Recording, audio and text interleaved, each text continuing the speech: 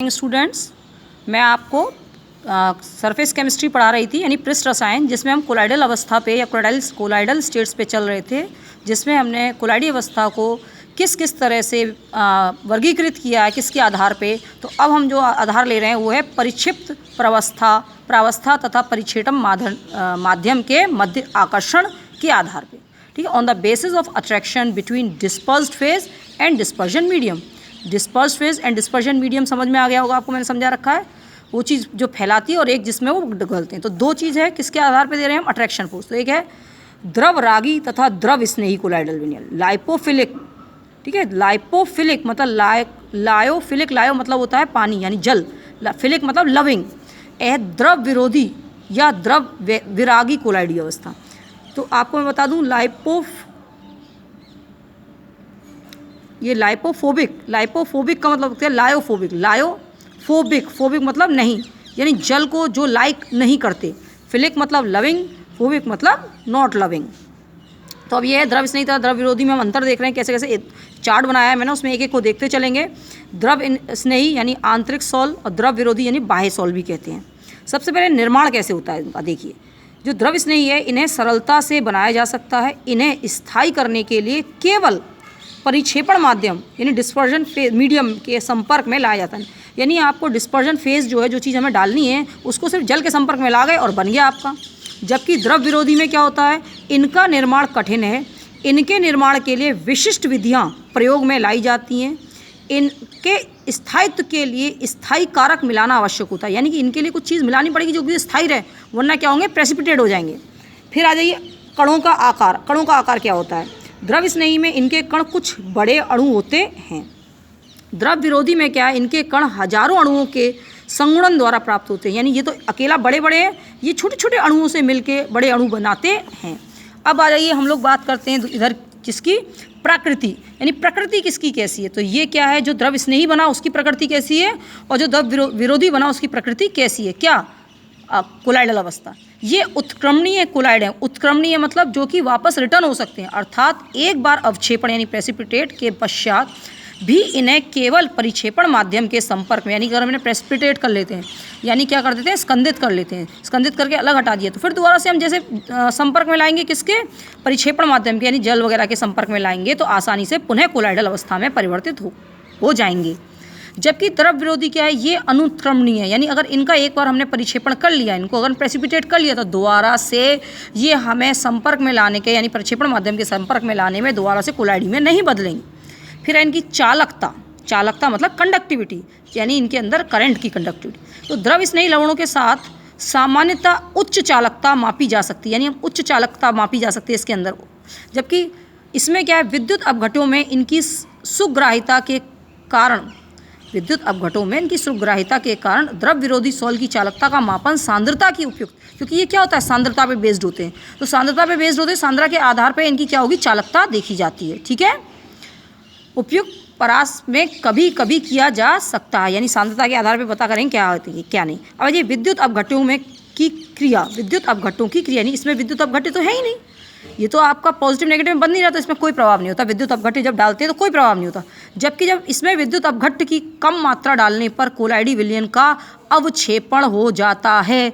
अब विद्युत अपघट्य क्या होते हैं, जो पॉजिटिव और नेगेटिव से मिलके बने होते हैं। जब हम इसमें डालते हैं द्रव विरोधी में, जब इसमें डाला तो कोई प्रभाव नहीं पड़ा, ठीक है। जब इसमें डाला किसमें, द्रव विरोधी में, तो क्या होगा, ये आपका अवक्षेपित हो जाएंगे। फिर आ जाइए कणों पर आवेश, यानी कणों पे कैसे आवेश होता है। तो ये द्रव स्नेही पे कोई आवेश नहीं होता कणों पे, जबकि द्रव विरोधी के कणों पे विशिष्ट, देखिएगा ध्यान से देखिए, कण एक विशिष्ट दिशा में या तो एनोड या कैथोड की तरफ गमन करते हैं। यानी कि ये विद्युत क्षेत्र में किस पे होता है, इनके ऊपर आवेश होता है, तभी तो गमन करेंगे। अगर पॉजिटिव है तो ऋणात्मक पे जाएंगे और नेगेटिव है तो धनात्मक पे जाएंगे। अब आ जाइए जल योजन, यानी जल से जुड़ना, जल योजन यानी जल से कैसे जुड़ते हैं द्रव स्नेही।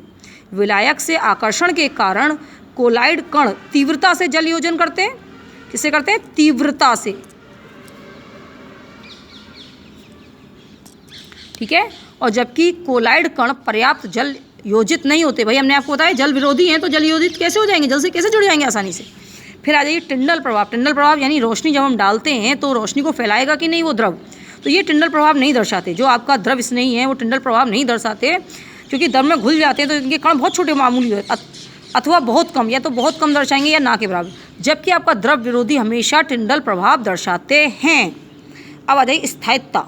ये अधिक स्थायी होंगे, नेचुरल सी बात है, स्थायी होते हैं बहुत जल्दी, क्योंकि प्रेसिपिटेट नहीं करते, हमने ऊपर भी पढ़ा था। इनका स्कंदन यानी प्रेसिपिटेशन कठिनाई से होता है, जबकि ये कम स्थायी होते हैं, अतः आसानी से स्कंदित हो जाते हैं। कौन से? द्रव विरोधी। अब आ जाइए हम उदाहरण पढ़ लेते हैं।